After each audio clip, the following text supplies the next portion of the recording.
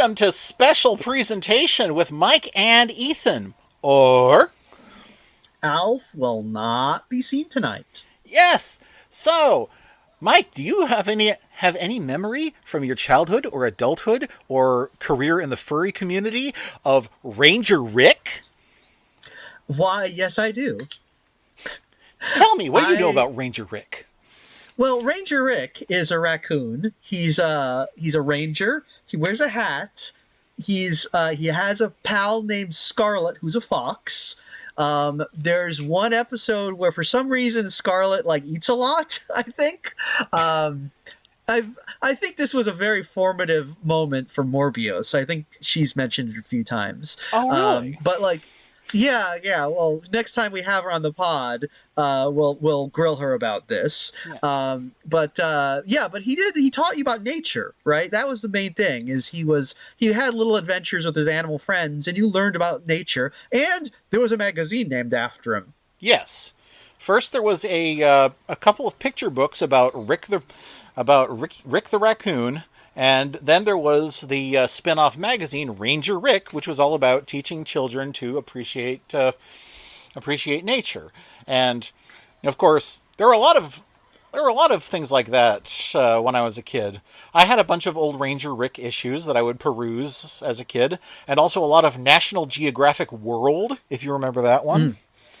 Is that different than just National Geographic? Yeah, National Geographic is, of course, the a large, almost phone book-sized magazine, the one with the gold border that has some of the best photography in the business. But there was also National Geographic World, which was a kind of science-geared magazine for kids. They had a robot mascot named Omni who looked like a sort of blue pyramid. And that sounds very up your alley. Yeah, it does. So I'm familiar with Ranger Rick. I remember reading Ranger Rick stuff. So eventually, I guess National Geographic World was either retired or it molted and became National Geographic Kids magazine. And National Geographic Kids magazine had a comic called Iggy Arbuckle. Iggy Arbuckle. Iggy Arbuckle. Now, I don't know about you, but my first thought is pen, pineapple, apple, pen. I have an Iggy Nutmeg. I have a John Arbuckle. Iggy Arbuckle. Yeah, that's kind of what I would think what happened here. So he was almost John Nutmeg, but no, he's Iggy Arbuckle, which is, that sounds like a parody for a comic that other comic characters are writing. So yes, I'm gonna be well. First of all, Ranger Rick, right there in the title, you know what it is. It's a ranger and his name is Rick. Now, he doesn't tell you he's a raccoon, but it's very informative. Yes. Iggy Arbuckle does not tell you a whole lot about the character, and what I expect about the character is not what I got. No. What would you have expected from a character named Iggy Arbuckle? I kind of would expect, this is clearly like a nerd. This is probably going to be a, by my calculations, type character, Well, he kinda is, not real hard, bit. But... Yeah. Now, so Iggy Arbuckle, as I recall from the Wikipedia page, there is a single Iggy Arbuckle strip in existence. Yes. Is that accurate? There was one. We got 50 years of Ranger Rick comics and no Ranger Rick. I don't know if there was ever a Ranger Rick series, but Iggy Arbuckle got a whole series off of one strip that ran in National Geographic Kids. And I'm pretty sure that came before the Ranger Rick series. So, one of those things where you really benefit by saying someone else's joke louder. Yeah. Like Chicago Hope and ER. Yeah. Or like GoBots and Transformers. Or like Joy Traveler, The Amazing Digital Circus. Yeah, those there is some overlap. Now, Um, Iggy Arbuckle is very much in the realm of Ranger Rick. It is in fact about mhm. a forest ranger who is an animal, but actually, I feel like the cast of Ranger Rick could easily do everything that happens in Iggy Arbuckle with little change. Yeah, I think I mean, they could do more than the cast of Iggy Arbuckle. To be Yes, honest, I feel like the cast of Ranger Rick does a lot more than the cast of Iggy Arbuckle.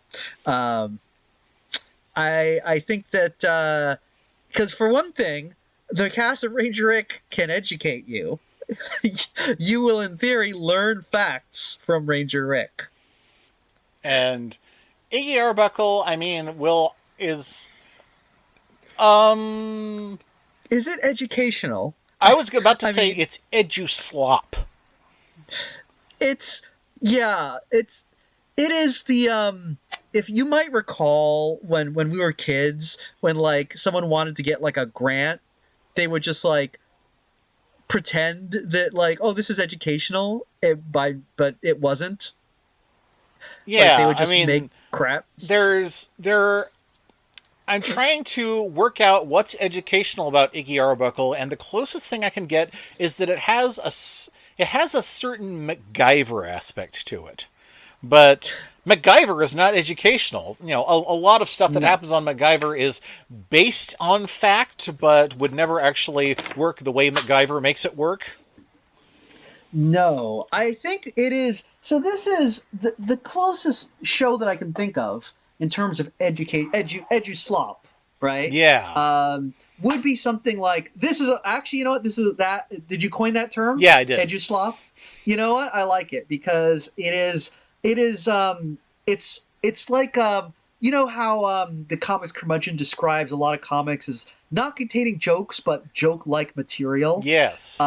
This show contains learning like material Yeah, because it really you won't does. you won't learn anything, but it has a certain cadence and aesthetic and um like things that signify, oh, learning is happening, that make so you think it must be educational even though it is not. It reminds me a little of a show that you may or may not remember called Hysteria. Do you remember that show? Yes, Hysteria. We've talked about that one, and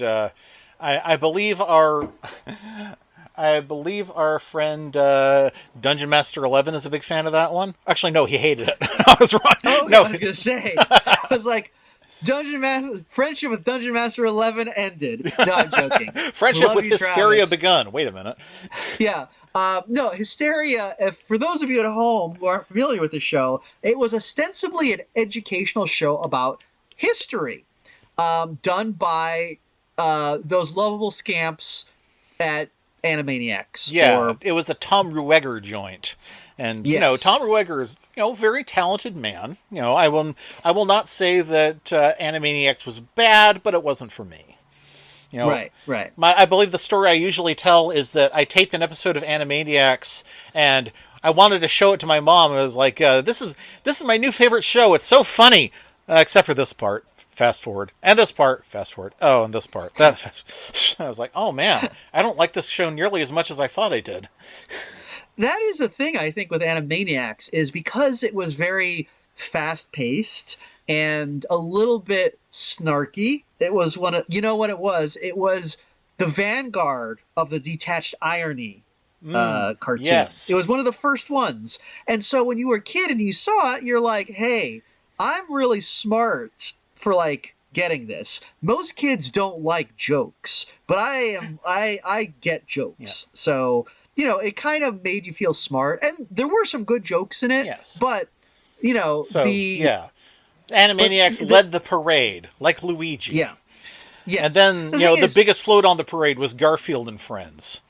yeah, yeah. And then Now trailing Garfield, way, way back at the end to sweep up was Centaur World. yeah, yes, yeah, exactly. That's kind of how it was. And the thing is, detached irony was, it was very hip and new, and it can be very good when it's done well. Garfield Little Friends is a great show. Yeah. Eek the Cat, which is kind of in that same wheelhouse, another great show. And I'm even going to say, like, look, Animaniacs for the right people is a good show. People like it. Mm-hmm. I don't think of it as highly as some of these other shows because it felt like it was trying so hard. There are there are some things that are very good on Animaniacs. I will still stand up for the Slappy Squirrel bits as always being really funny, but then there's like 5 minutes of wacko burping. So yeah. It is funny how Animaniacs was like, okay, look, basically what we've got here is Animaniacs, and we think we have something with Animaniacs, right? And we've got Slappy the Squirrel, and we think we got something with Slappy the Squirrel, and we got Pinky and the Brain, and we think we got something with Pinky and the Brain. And then you got like a dozen other terrible characters who contribute nothing, It's like, oh yeah, the hip hippos. What kid was clamoring for more hip hippos? Well, maybe God. a kid who was into fat characters of any sex and hadn't yet nailed down that had to be just women. Well, maybe if it came out like about 4 years earlier, Okay. they would have found that kid. But no, as it was, unfortunately, that kid had already like hit puberty and realized that they were 100% pred, 100% femme attracted. So that wasn't working anymore. So, but also the hip hippos, I'm sorry, no secondary sex characteristics on these two. So True. whatever. You wouldn't tell also, anyway, yeah. Yeah, you wouldn't tell. I'm confessing a lot today. But you know what? It's like this is going to make no sense unless you've been listening to the whole podcast series. This is the deep lore. Yeah. But then who else? You got like Buttons and Mindy, hot garbo there. Whose idea was that? God damn it! At least we've got Sewer Urchin, a much better parody of Raymond. Yeah. Wait a second. Well, wait a second. No. I think you're thinking of Rita and Runt. Oh yeah, you're right. I forgot the difference. Yeah. They're also terrible. And just who the fuck are Buttons and Mindy? I don't even remember them anymore. Oh yeah, it's like a little girl, and she like gets into hijinks, and this dog has to rescue her, but the dog keeps getting hurt. So there's two non-morphic dogs on this show. Yes. Yeah, they were really scraping the bottom of the barrel. It's funny that they came up with after 3 characters, they're like, we're tapped out. We got nothing. Then they were like, what if we did Goodfellas but as pigeons? Yeah. Kids love that. I think it's really indicative that they were like, who's the best character from Tiny Toon Adventures that we can borrow for this show? And it turned out it was Mr. Skullhead. Oh my God! Yeah, that's right. He was in this. Oh, Mr. Skullhead. And it's true. Mr. Skullhead was the best character. He was. Yeah, he had some. He was probably. Yeah, he was the most entertaining. Most consistently entertaining, at least. Yeah. Then we got. We also had, of course, Chicken Boo in Animaniacs. God. And you know what? I mean, I love our chicken friends. No disrespect to any of our chicken friends who are listening. Yeah, or especially chicken the fatty ones. Especially. We love you, Asher. But this this bit with the chicken, not good. Not good. It's bad. I prefer chickens who are out of the closet. Yeah, exactly. You know what? Live proudly as a chicken. Oh my God. Was that like the metaphor in Chicken Boo? My God. Wow. Wow. I can't believe that Chicken Boo is a queer story. Well, I liked it better when it was called Octodad. Oh, wow. I remember Octodad. That was a game. Yeah. A very difficult game, but where I think the actual lore went above and beyond in making people want to play it. Well, people do love their lore. Anyway, but the important thing is that this was all this is all in service of explaining to you what hysteria was, which is important to understand before we can get into what Iggy Azalea is. Sorry, Iggy Iggy What's his Arbuckle. name? Arbuckle. I keep Thank wanting to you. call it Iggy Nutmeg. So Iggy Nutmeg, yes. So Hysteria was a TV show in the Animaniacs mold, which was ostensibly educational. It was supposed to teach you about history. It's like, what if they were like a big gaggle of really annoying characters that you hated, and they did like comedy skits about history so that you can learn history. And the thing about this show was it was substantially less educational about history than the Bill and Ted's Excellent Adventure cartoon series. yes, And also and less. Bill and Ted's Excellent Adventure would give you history lessons like Babe Ruth wasn't really a girl. Yeah, yeah. It was also, I should mention, give you less educational on history than the Back to the Future cartoon series, which this is. It was hard to get less educational, but like they did it. It was less educational than Time Squad for in regards to history, a show which was intentionally not educational. It was less educational But than Peabody and Sherman. yeah, there was like, look, you could watch Hysteria and it would make you dumber Yeah, because like Eureka's Castle. it was basically like, yeah. Eureka's Castle is also a good example of edge-slop. Yeah. Because it's like, I mean, Eureka's Castle, I would say, is like, sure, it's entertaining, Yeah. I guess. I mean, but like, you watch it, you think you're learning, but you're not. No. Right? I mean, it just looks like it's it looks, educational. I think Eureka's Castle is actually more educational than that, even if it doesn't say, 2 plus 2 is 4, because it's all about, Eureka's Castle is about, teaching values and how we interact with one another through example. But, you can kind of get that from any show. Yeah, yeah. I mean, I will give some credit to Eureka's Castle because, like, it's not as bad as like Hysteria, which was mostly about like literally like some guy was like remembering like the rumors he'd heard about like history back in school. It's like, yeah, sure. What if we did a whole skit about like how the Romans used to like vomit after like feasts in the vomitorium? We did like a whole like 10-minute skit about that, and it's like, that's not true. Yeah. That Now, didn't if happen. that had been explicitly the theme, like here are some legends, lies, and cherished myths of world history. Yeah, I mean that's one thing, but no, they were literally like, this is a thing that's real. It's like, it is not real. It is not real. This show is what we call nowadays fake news. Yes. But anyway, so that was Hysteria, and Iggy Arbuckle is kind of in that same wheelhouse because you watch it and it looks like you're learning because it's got that National Geographic little logo in the corner. It's got that bug in the corner, yeah. So you're thinking like, well, it's National Geographic. Of course I'm learning. I mean, why else would I be watching National Geographic? But let's talk about Iggy. Yes, Iggy himself is okay. Actually, the best way to describe this cartoon is hey, I can do a SpongeBob. Watch.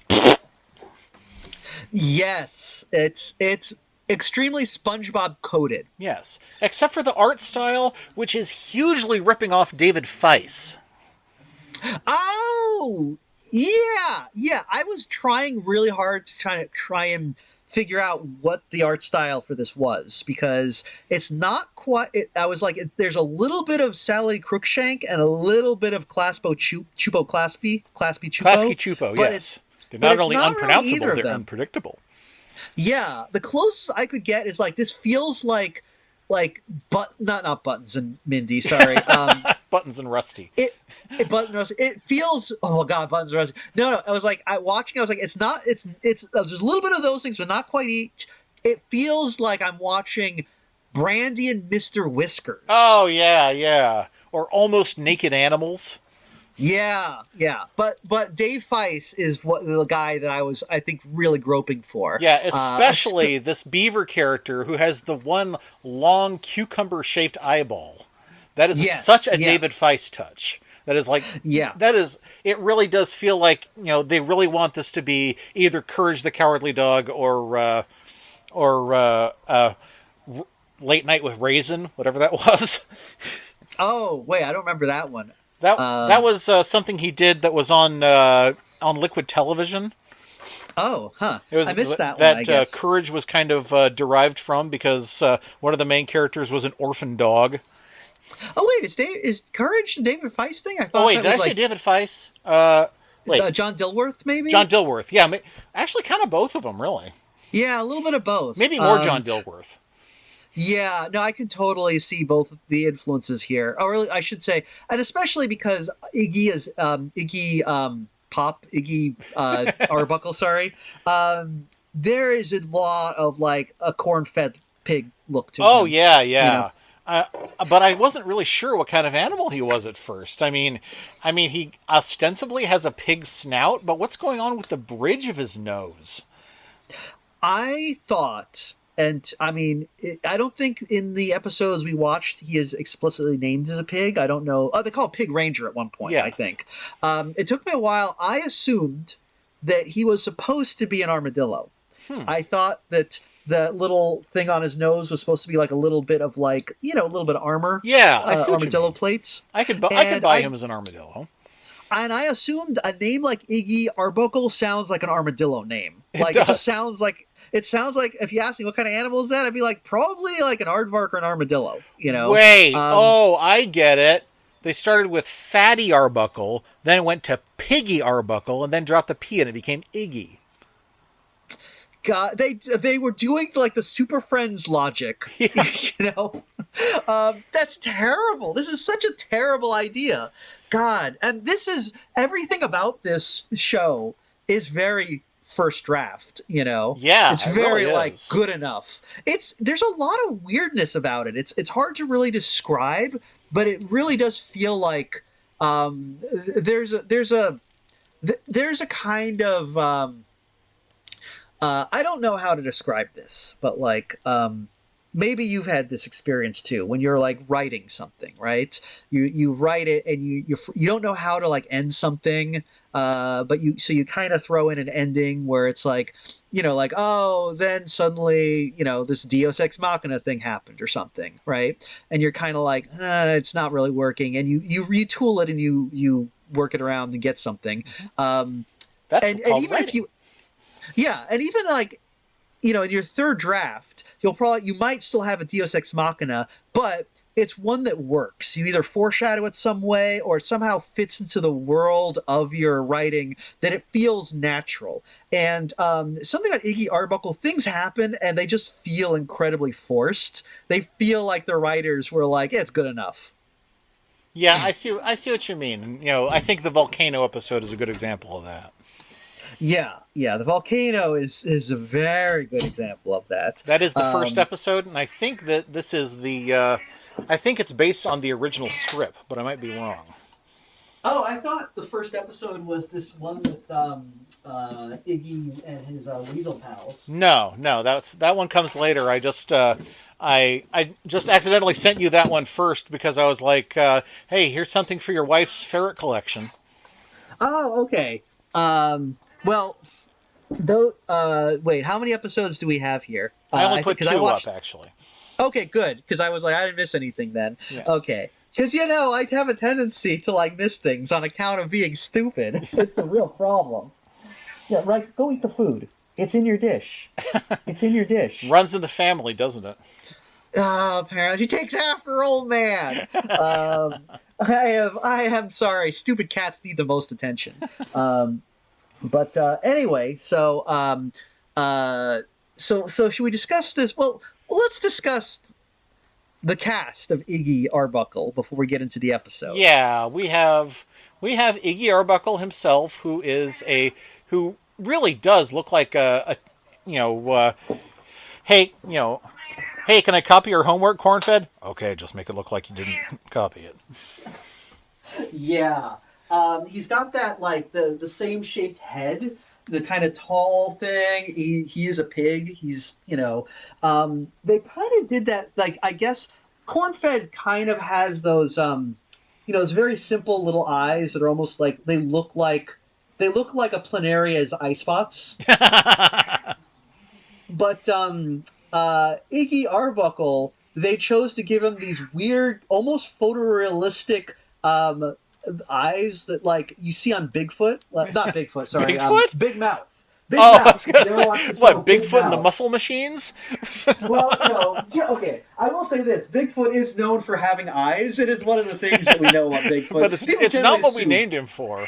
It's No, like, no, no. Not his oh most my God, it's distinguishing I feature. Haver. Oh, did you see these feet? I mean, but to be fair, we all agree Bigfoot does have eyes. Even though they're not the most interesting thing because we're all really fixated on these like sexy, sexy feet that he has. It would be kind of weird if somebody witnessed Bigfoot and was like, "Yeah, no eyes. He chased me by using echolocation." I mean, honestly, that would be really weird if we found Bigfoot and he had no eyes. To be like, huh, that feels like it's more noteworthy than the feet being big. I mean, all these years, no wonder we were fixated on the wrong thing. No wonder we never caught one. We were Also, looking what for if something that had Bigfoot eyes. is actually like 30 feet tall and he actually has really small feet for his size?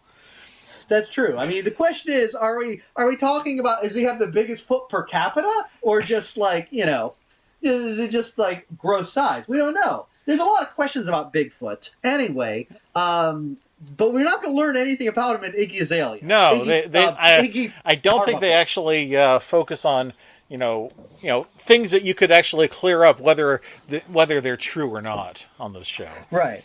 Well, let's see. So Iggy Arbuckle is a pig who looks like corn-fed, but instead of wearing a suit, like a detective suit, he wears a ranger outfit because he is a pig ranger apparently. Yeah, and apparently he and his partner Jiggers are the only pig rangers. So I was hoping that we would eventually see all five of them, and then they'd like summon the giant robot. I was kind of the way they say pig ranger in this. It is vaguely. I'm assuming he is like a forest ranger in this way that Ranger Rick is. Yeah, he's but the way like our human rangers. Yes, but the way they say it, it just makes me think of how Huey, Dewey, and Louie talking about being a junior woodchuck. Yeah, and it makes me feel like he's more of like a scout than an actual ranger. But that's the vibe I'm getting. Also, a couple other things I want to point out here. Maybe I'm jumping ahead because this beaver character is a pig ranger despite not being a pig. And he has the incredibly unfortunate name of Jiggers. Jiggers. Okay, what the fuck is going on there? Jiggers. That's a bad name. That is a terrible name. I was literally every time they say his name, I'm like, so let me get this straight. You went to the head of the network that signed off on this. Like, how many layers of people signed off? Jiggers the beaver. Jiggers the beaver. Jiggers the beaver. We wanted to call him Wiggers, but yeah, it's like I'm just saying, like this is an accident waiting to happen. it really is. There's no good that's going to come of this. Secondly, why? What is that? Is that a beaver name? How do you even come up with that? First draft, like you said. First draft. I'm sorry. Yeah, come up with something that is like, like a beaver name. I don't know what a beaver name would be. Bill. Builder Beaver, like Builder Zooley Beaver? Zoo? Yeah. Just give him a B name. That's a normal name to give to a beaver. Bob, Bill, Bert, Bertha. I don't know. Beavis. Just Beavis. Yeah, Butthead. I mean, there you go. I'm sorry. This is Cartoon 101. Do you call? You know why you call SpongeBob SpongeBob? Because he's a sponge. It's not hard. Yes. Patrick Star, because he's a starfish. Mr. Krabs, he's a crab. Squidward tentacles. There's a theme going on here. We're getting none of that in Iggy Azalea because Jiggers the beaver. No, I don't know. You know what you're getting there. Jiggers and the beaver. Iggy Arbuckle, which again, Jiggers nothing and about Iggy. Iggy. The names are too similar. Yeah, getting Iggy with it. We're getting. You know what? Everyone knows that Miami. No, sorry, the Philly and LA are jiggy, but in Miami, no, Miami. That's the place to be when parents don't understand. Anyway, so Jiggers and Iggy, terrible, terrible. But apparently, Jiggers is a pig ranger, despite not being a pig and also not having a ranger outfit. He's got pants with suspenders and a baseball cap. Other than that, he kind of looks like Stimpy. He looks a lot like Stimpy. Yeah, he Yes. looks like Uh, Stimpy, but with the Courage Tube eyeball. So yeah. so yeah, however, he has more of the kind of frazzled Ren personality, and Iggy is more of the happy-go-lucky do-it-all character. I really wanted him to turn, to Iggy, for Iggy to say something overly optimistic, and for Jiggers to look at him and be like, "Igga, please." So, do you feel like you got while watching these two episodes got a handle on the personality of these two characters? I mean, they're there's the up guy and the down guy. It's not that hard. Yeah, I felt like I got that vague impression, but it just felt like they did not feel very realized. I don't know how to describe it. I just felt like watching this being like, you could just switch their dialogue. It doesn't really matter who says what. Yeah. It doesn't really feel like it matters. I'm not really getting a clear sense of, of these two characters feel like they should be a good comedy duo because they're the two mains, Yeah. but they don't really feel like they play off each other in any, it's not like, Ren and Stimpy or SpongeBob and Patrick Yeah. or Duckman and Cornfed. These are probably more like SpongeBob and Squidward, really. Yeah, they don't clash enough, or they aren't bold enough to really like bounce off each other in the way that they need to. I feel like for things to happen. But I mean, maybe that's just a problem with these two episodes. Maybe if you watch the whole series, we did not watch it. We did not watch a lot because I just didn't. I chose this kind of at random because I was kind of feeling like I was running out of interesting things to do that are actually based on comic strips. So I was like, let's get one of the bad ones out of the way. It's bad. It's so bad. It fucking sucks. Honestly, this is not a good cartoon. And we haven't even gotten into. Okay, so our two mains, Iggy, the Iggy ranger, and Spike, pig. right? They live in a tree house. Yeah. With BMO. With BMO. In Cucamonga Park. Yeah, Cucamonga, the Cucamonga, or the Cuca as they call it. First draft writing. And I guess they are, since they're rangers, I guess they protect nature, is kind of what I'm getting here. Maybe. They do a little bit of this. They don't teach you about nature. They just protect it. They protect it. They live in a town of animals, and there's also animal people, like kind of furry sorts. And there's a skunk that it lives in town, who's a character.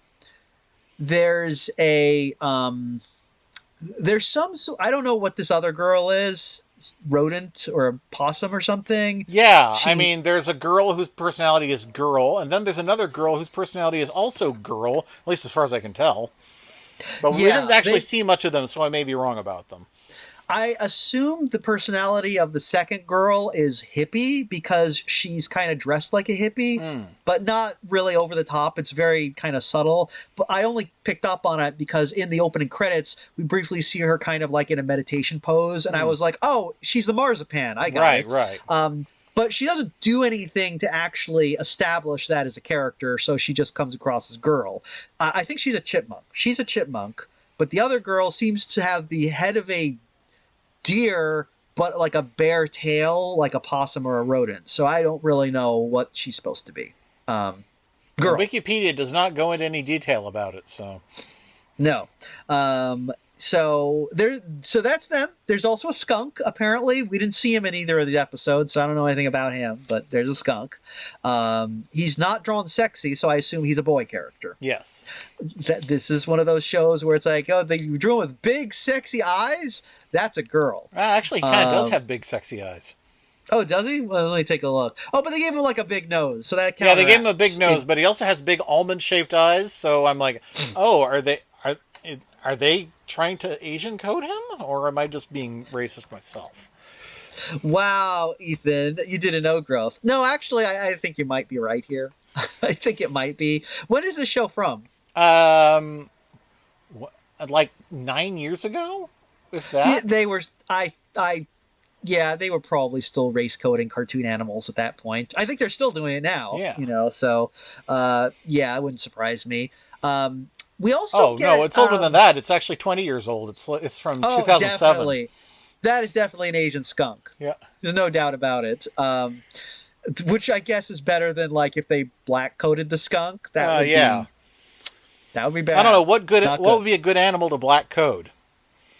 Well,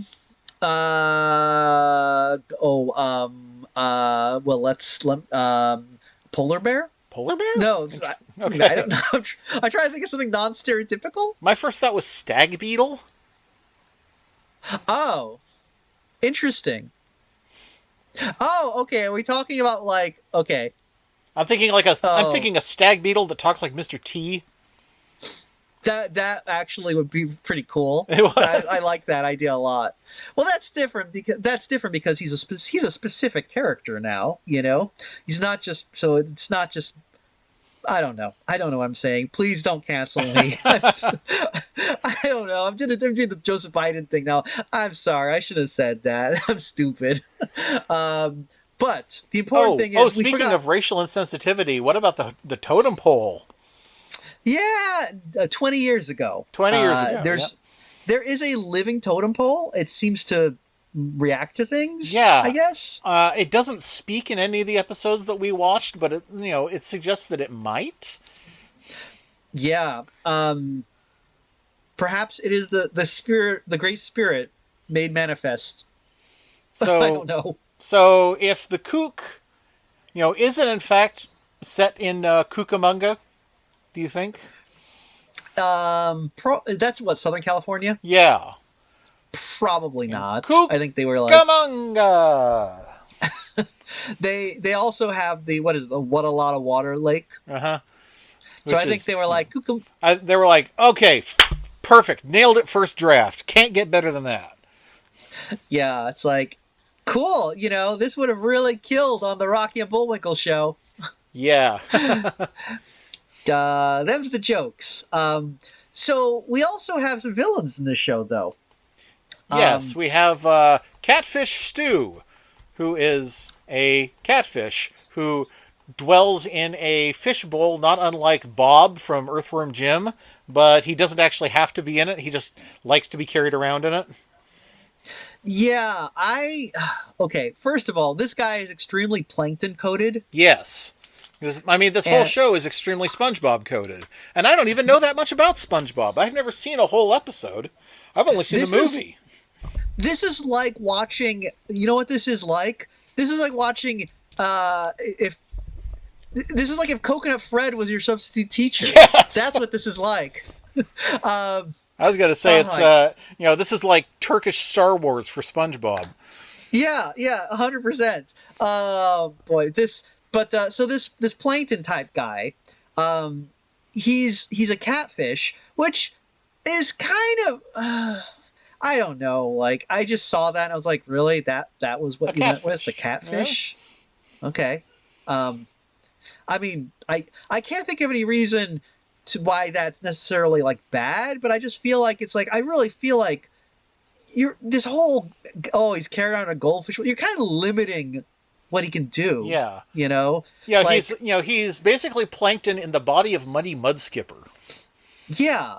And I don't think this whole I don't think having a fish in a land-based show lends itself to the character interacting with things as much as, say, putting Sandy Cheeks in SpongeBob. You know, Oh, like I'm sure that was the inspiration. Now that you mention it, yeah, it just feels like, again, first draft. His name is what? Catfish Stew, I yes, guess. Oh, I get it. yeah. I get it. I guess. I mean, Okay. I've never had a stew with catfish in it, but it must be a. It wouldn't not be a thing. Anything you I boil can mean, be made into stew, right? yeah. I mean, it makes sense, but it's not very funny. But um, maybe it's not supposed to be. I don't know. Catfish Stew, he's the bad guy. They say in the theme song that he's a bad guy. Yep. That the show Our has show some has bad some bad guys. guys too. Yeah, he First seems draft. to. The intro credits seem to imply that he has some sort of like sleepaway camp that he operates, but we don't see that. He seems to be mainly doing uh, Basic thieving kind of. stuff. Yeah. Really, Yeah, yeah. not Like even he on has. like a Beagle Boys level. More like, you know, more like I don't know, Goofus and Gallant. Yeah, he's not really doing crimes, and he's not really doing pranks. He's just basically bullying around henchmen Yeah. that like do stuff, do stuff for his benefit. That's not like, because we see well, let's describe these henchmen. He's got Yes. like He has two ferrets whose names are Robert and Robert. And one of them is normal and one of them is French. they're brothers. Yes. Okay, Separated at birth, I I don't can only assume. I don't like this at all. For one thing, they are really ugly ferrets. Yeah, yeah, terrible character design. But everyone in this has an awful character design. Um, I mean, I guess that's another thing about this is like, at least if this was John Dilworth or Dave Feiss, Yeah. Or both, like okay, preferably. yeah, or both. Like this they don't do that. They do less of that. Like uh, um, wacky boy, hot girl sexual dimorphism that you see in Yeah. cartoons. I mean, they do it to some degree, but like they don't do it like this because our Jiggers the Beaver is grotesque, but then they're like, what if we drew, but we're gonna draw like Zoop and other girl like with the sex eyes, and it's like, yeah, okay, whatever. But these ferrets, terrible character design. They are recognizable as ferrets, but they don't have, because they look very stiff for Yeah. Well, ferrets. I mean, Very the disappointing. whole show is way too stiff. They really wanted to get that squash and stretch stuff, but you can really see how much how much tweening is happening, how much Flash is doing the animation for them. Yeah, exactly.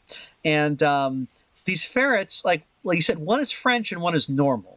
The normal one just wears like a button-down shirt and a belt with slacks, and it's like, what is that? I'm sorry, a cartoon character should dress wacky, that Yeah. a way that tells he's like a henchman. He should be wearing like a striped shirt and a little like like flat cap or something. Well, Come I say on, that because I specifically use those phrases because I really like the idea that they contrast the very French guy with somebody who seems to have no specific theme. So like you're either French or you're just regular. I mean, it's maybe that's what they're going for, but that seems like really high concept for a kid show. It does. I sort of feel like, but then these characters don't feel like they were created for this show. They feel like they were borrowed from something else. Yeah, no, I kind of hear you. It seems like they were probably made for some other like an actual kind of wacky show, Right. and then they got repurposed for this edu schlock show. But I mean, I was kind of confused with this whole thing where it's like, okay, one is French. I mean, sure, it's when you say French, beret, striped shirt, Yeah. that whole thing. The other one is normal, kind of talks in a standard like cartoon goon voice. Yeah. But yeah, I'm like, okay, what is the, what is the theming with these guys? I don't really get what's supposed to be happening here. They're not themed to each other. They're not really themed to like Stu either. They feel like, yeah, like three random guys who just hang out. They don't really feel like a cohesive whole. Yeah, you know what? This show feels like somebody on Fur Affinity decided to make a show out of all of the adoptables they'd bought. You know what? Yes, that's kind of, it does really feel that way. It's interesting to contrast it with, like, there are a lot of shows, especially now, the ones I'm talking about, where you look at it and you're like, every single character in this is clearly someone's DeviantArt OC. They're You know the all ones we over mean. We designed. don't have to say it Yeah. out loud. Oh yeah. They're all over designed and terrible designs, but you can tell that the creator had so much love for these characters. Whereas this is a show where it's like, I'm just buying all these adoptables, I don't really give a shit, and put them in this thing. There is not that, like, that amount of, like, oh, we really, there's not that amount of care put into them. I would agree. Yeah, these characters, they really feel like they were, you know, I've been looking while we're doing this. I've been looking at archive.org trying to find the original June 2004 issue of National Geographic Kids that the Iggy Arbuckle strip, the one strip, came from. I really wanted to see who else was in it. Oh, so it wasn't it the volcano-based thing? Watch out, Jasper. I think. Mike. Oh. I see him. Sorry, Jasper just made a run for his sister's food. Did she eat most of it? She ate some of it. Anyway, so I think that episode involves the volcano, right? I think. I mean, that was my assumption. But though I don't know, I don't remember whether I read it or just made it up on the fly. So it is the pilot episode. So let's talk volcano. Let's talk about this volcano, Mount Kaboom. First draft, everyone. Clever. Yeah, first draft. It involves, I guess, Iggy and Jiggy are going on a camping trip into. Are you there, or am I talking over the woods where they live? Pretty much. That is. Uh-oh. That Are we that having really trouble? that seems kind of uninspired now that I think about it. Oh, are you still there?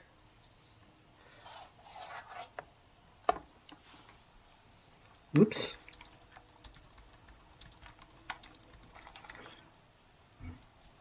Hello?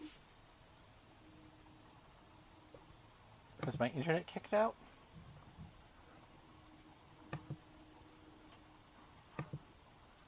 There you are. Hello? Okay. Oh, hey, welcome back. What happened? Did I disappear? Or did you? It seemed to me like you disappeared. So, but then I changed my Wi-Fi and then you were back. So it must have been my fault. Oh, okay. Sorry.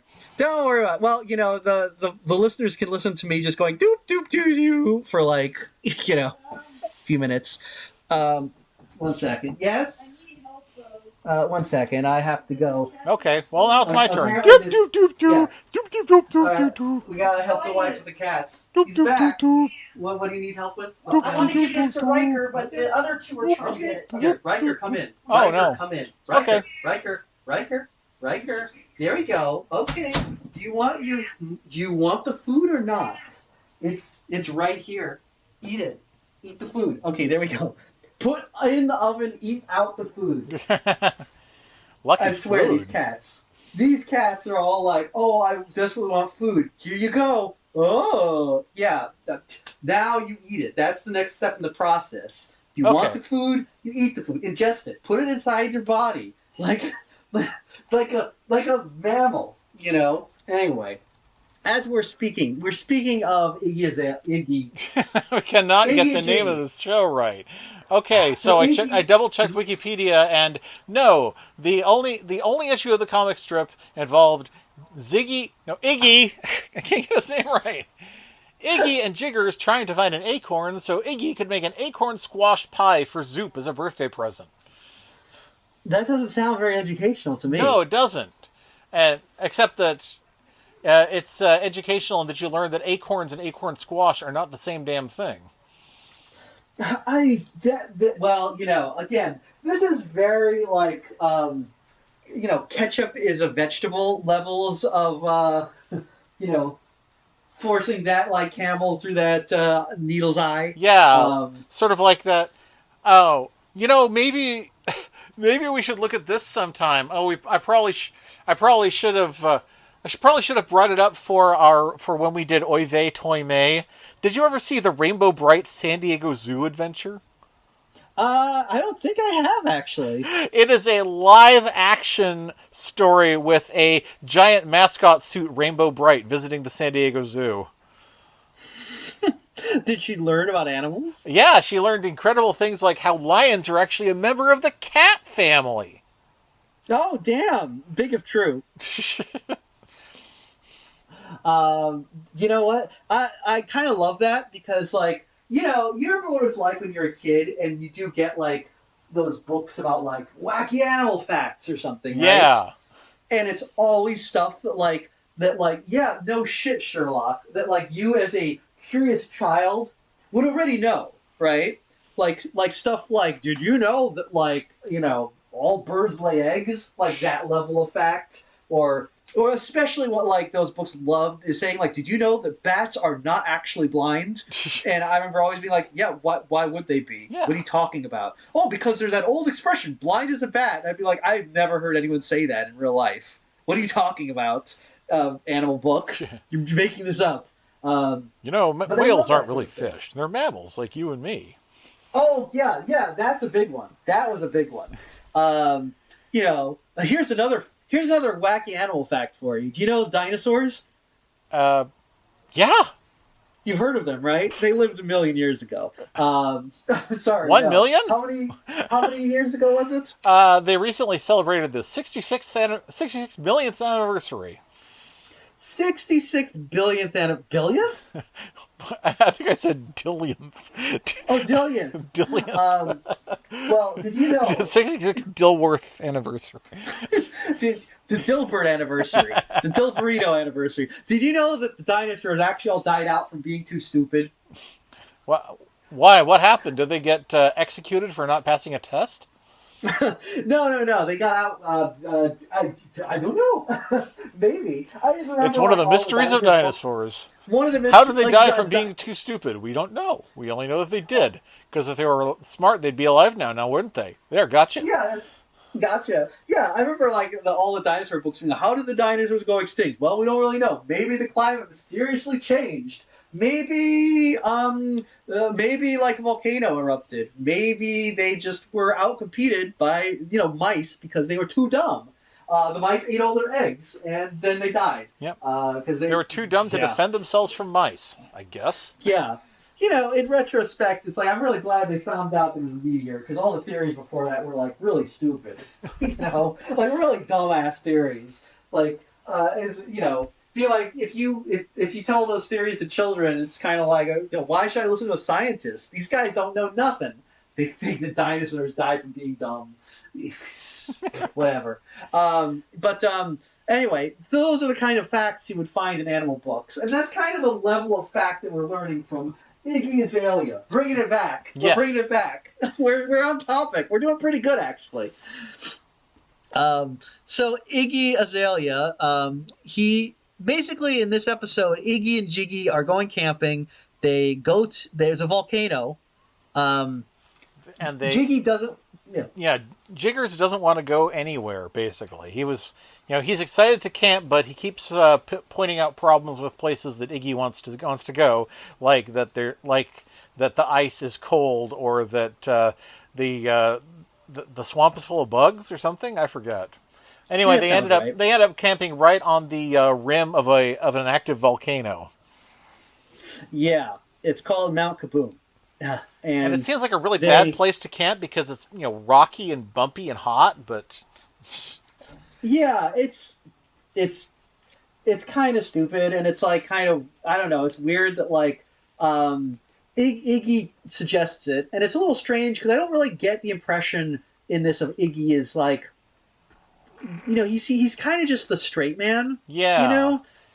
he's like the logical, rational one, and it's like, well, why would you be making a dumb choice like this, Iggy? This is this is a sort of choice that like SpongeBob would make, but SpongeBob is canonically an idiot. That's his whole bit. I don't get why Iggy. See, his personality is not well defined. Is what I'm No. saying. But he's on top of the volcano. They have hot sauce. So They have they're hot gonna sauce, and because Iggy puts hot sauce on everything and devours it grotesquely, Jiggers has learned, because this is what friends do, to bring along bicarbonate for him. yes. You know what bicarbonate is, don't you, children? It's that thing that we're all familiar with. Yes, it's baking soda. Yeah. This is the thing. Again, first draft type stuff. When Iggy pulls out that bottle of hot sauce, you're just like, yeah, I wonder if that's going to fall into the volcano and cause it to erupt, which is a thing that happens in real life. I Yes, guess. certainly a thing it's a thing that happens in cartoons in real life. I mean, Yeah. we cannot argue that this is not a cartoon, as limited as the It's- animation may be. It is a cartoon. It does meet the criteria for being a cartoon. I can't say that I am. Again, I was kind of like in this, like, this is a normal thing to have in a cartoon, but I thought we were going to be educated. I feel like there was a fact in this somewhere. There was a fact, Well, and then they just sort of like glazed over it. I mean, the fact, I think, what did I learn from this cartoon? That volcanoes are often dormant. They spend time dormant, and then they erupt. They don't erupt constantly. I guess that's what I'm learning. Yes, That's the fact. Iggy does in fact have like a sort of a watch that uses like the growth of tree rings to indicate how close the volcano is to erupting. Yeah. I guess that's clever. Kind of. don't know. I mean, it's sort of wallowing in education-like material. Yeah, it feels like it's the sort of thing that, like, in a better cartoon would have amused me more. Yeah. But, like, it doesn't, it just happens, and I'm kind of like, oh, okay. Yeah, all right, sure. That's a thing he could have. It does in fact stand out, at least, which is more than you can say Yeah. for a lot of the jokes here. It's very similar to when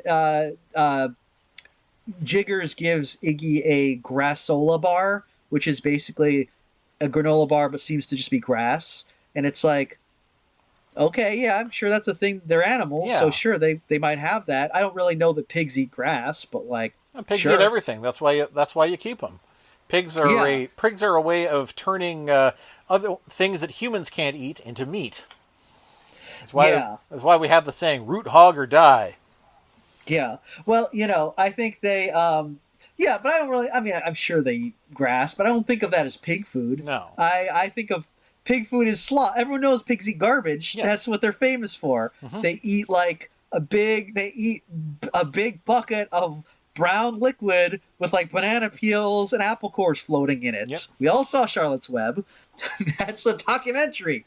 That's what they said in Momilies. Is like, oh, that family's rich. They've got orange peels on the slop pile. Yeah, that's a big deal. You can't just get those anywhere. But anyway, he eats grass, whatever. But he drops his bottle of hot sauce in the volcano, which causes the volcano to threaten to erupt. Yeah. So Because it's sort of implied that the hot sauce has the same effect on the volcano as it does to Iggy. Not that it causes Iggy to erupt, which would actually be a much funnier plot, would be that he was erupting and they had to save the volcano from him. But yeah. But no, the volcano gets heartburn. Yeah. Which, this is a perfectly acceptable cartoon logic gag. I'm fine with that. It's just weird because I keep thinking, like, I thought I was going to be educated. Also, the way they go, then they're like, what if we got, like, bicarbonate of soda for the volcano? So they go to a mine and get a big block of baking soda. I guess, do you mine baking soda? Is that how it works? No, you generally get it from a spring. You know how natural springs that are carbonated, you can just scoop up baking soda from the shore. Really? I didn't know that's where it came from. Yeah. I just assumed that they made it in like a factory. It was fake. Well, just they a do thing. now, but Oh, okay. Well, they in this cartoon they mine it. So, like Hysteria, you are learning false information. yep. Um, And and remember, you can't read in a dream. yeah. Oh, I learned that from Batman. Exactly, and it was wrong then too. Hey, this is Mike. So we talked so much about Iggy Arbuckle, that we are doing this one into a two-parter. So join us next week for the conclusion of our talk about Iggy Arbuckle.